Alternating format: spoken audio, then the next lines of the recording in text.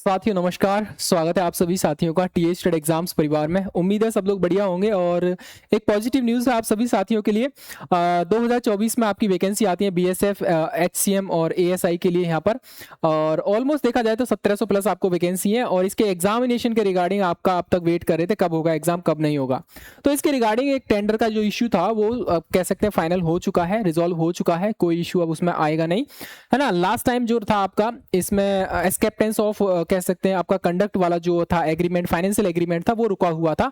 3 हफ्ते पहले हमने एक सेशन डिस्कस किया था आप लोगों के साथ में, तो उसमें बताया था कि ये सारी चीजें टर्म्स एंड कंडीशन जो है मान ली जाती हैं, तो आपका ईडीसीएल जो कंपनी है वो आपका एग्जाम कंडक्ट कराने जा रही है। और बाकी अभी बीएसएफ ने 2 जून यानी कल को यानी परसों को ये आपका जो ऑर्डर है वो भेज दिया गया है। अब 14 दिन के अंदर अंदर वो अपना ईडीसीएल जो कंपनी है वो अपना सारी टर्म्स एंड कंडीशन को पढ़ने के बाद, साइन करने के बाद उनको दे देगी और बीएसएफ को पहुंचा देगी, वापस कर देगी उनको एग्रीमेंट को। और आफ्टर दैट उसके बाद 3 हफ्ते के अंदर अंदर फिर वो अपना आगे जो भी रहता है प्रोसेस स्टार्ट कर सकते हैं। तो बात करेंगे हम लोग यहाँ पर एक इंपॉर्टेंट चीज, देखो वो पूरा का पूरा जो आपका नोटिस है, हालांकि पब्लिक डोमेन में वो अवेलेबल नहीं है, बिकॉज डिपार्टमेंट टू डिपार्टमेंट जो नोटिस होते हैं वो पब्लिक डोमेन में आते नहीं है, लेकिन कहीं ना कहीं वो आ ही जाते हैं। तो हमने भी वो थोड़ा सा पढ़ लिया, बट उसको पूरा पढ़ने की आपको आवश्यकता नहीं है। आपको सिर्फ इतना जानना है कौन सी कंपनी करा रही है आपका एग्जामिनेशन और कब एग्जाम होगा, उसका पैटर्न पिछली बार कैसा रहा था, पहले कौन कौन से एग्जाम्स कराए, तो वो आपको जानना है। यहाँ पर एक नई चीज निकल कर सामने आई है। पहले हम सोचे सिर्फ एग्जाम जो है यही कराएगी कंपनी, एडसिल ही कराएगी, बट अब यहाँ पर जो आपका टाइपिंग है वो टाइपिंग भी आपका एडसिल ही कराने जा रही है, ये ही कराएगी आपकी कंपनी, ठीक है। अब इसका नया पैटर्न क्या रहेगा, टाइपिंग के रिगार्डिंग कोई नहीं जानता है इसके बारे में, कैसा टाइपिंग कराएगा, किस तरीके से कराएगा। एग्जाम का पैटर्न जो है इन्होंने आई थिंक 2021-22-23 में आप इन्होंने कराया था, 21-22 में कराया था शायद, उसका सीआरपीएफ ट्रेडमैन वाला कराया था। तो वहां से हम लेकर अंदाजा लगा सकते हैं कि इसका पेपर कैसा रहेगा, कितना समय रहेगा आपके पास, तो वो सारी चीजों पर मैं चर्चा करने वाला हूं यहाँ पर। ठीक है, तो सबसे पहले तो आप लोग समझ लीजिए कि जो टेंडर है वो फाइनलाइज हो चुका है आपका, एडसिल को ही गया है आपका, और अगले 3 साल के लिए गया है। यानी अगले 3 साल तक जो भी बीएसएफ की जितनी वैकेंसी रहेंगी, SI, ASI, constable, head constable, ministerial या टेक्निकल वाले जितने भी है, इलेक्ट्रिशियन वाले जितने भी है, हेड कांस्टेबल लेवल के, एसआई लेवल के, एएसआई लेवल के, वो सारे के सारे एग्जाम जो है अगले 3 साल के लिए आपका बीएसएफ का जो भी रहेगा वो एडसिल कंडक्ट कराने जा रही है। अब ये जो क्लियर हुआ है ये आपका रहेगा आप एक्सेप्टेंस ऑफ कंडक्ट, ये उस टाइम पे क्लियर नहीं हुआ था जब हमने डिस्कस किया था, 3 हफ्ते पहले की वीडियो थी कि टेंडर तो फाइनलाइज हो गया था, लेकिन ये एक्सेप्टेंस ऑफ कंडक्ट जो था आपका आगे का प्रोसेस, बेसिकली फाइनेंशियल एग्रीमेंट होता है, और जहां पर अब ये फाइनल नहीं हुआ था, ठीक है। अब ये क्लियर हो चुका है, यहाँ पर एक क्लियर हुआ है, और उसके बाद जो भी आपका कह सकते हैं ऑर्डर है या जो भी आपकी टर्म्स एंड कंडीशन है बीएसएफ ने भेज दी है किसको, एडसिल को, ठीक है। एडसिल इस पर काम करेगा 14 दिन के अंदर अंदर, इसको पढ़ने के बाद इसको साइन करके फिर से आपको डिपार्टमेंट को सौंप दिया जाएगा, यानी बीएसएफ को दे दिया जाएगा यहाँ पर 14 दिन के अंदर अंदर। ऐसा भी हो सकता है 5 दिन हो जाए, 5 दिन के अंदर अंदर कर दे, या 10 दिन के अंदर अंदर कर दे, या 12 दिन के अंदर भेज दें, लेकिन कुल मिलाकर मैक्सिमम 14 दिन के अंदर अंदर एडसिल जो है दोबारा इसको ऑर्डर को, ठीक है, अपनी मंजूरी दे देगा, हमको ये पसंद, हमको पसंद है, हम इसके अकॉर्डिंग अपने काम करेंगे, ठीक है।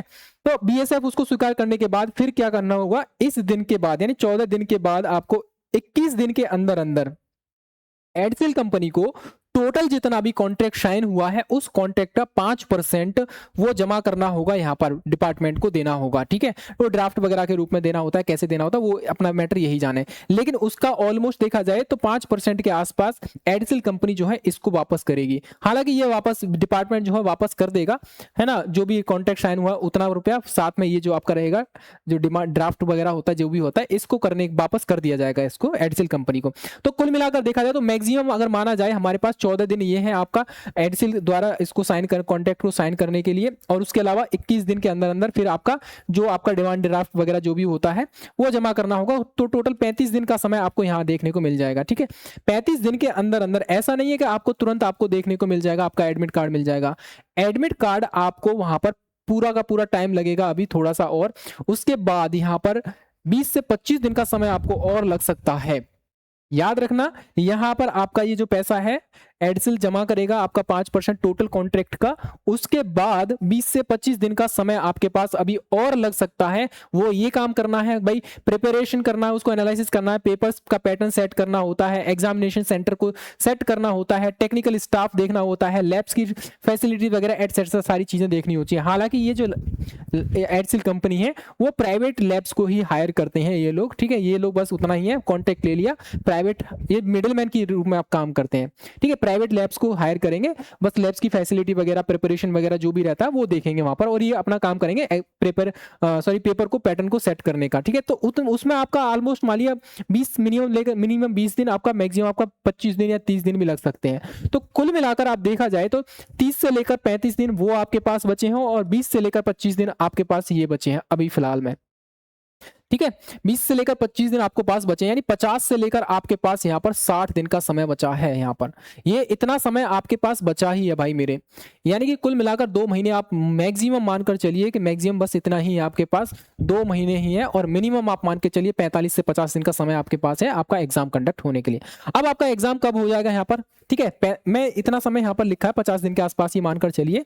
अब आपका जो एग्जाम है अब से लगाओगे तो आपका जुलाई के लास्ट में या अगस्त में, लास्ट क्लास में हमने बताया था, हमने डिस्कस किया था कि आपका एग्जाम जो है अगस्त मंथ में होने की प्रबल संभावना है, ठीक है।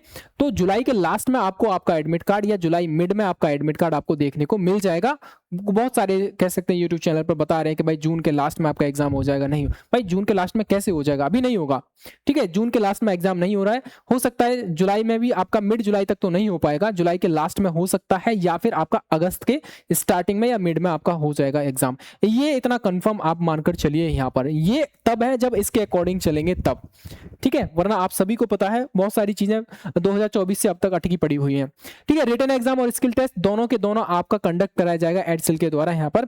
अब यहाँ पर एक नया पैटर्न आपको देखने को मिलेगा कि भैया टाइपिंग का मेथड कैसा रहेगा।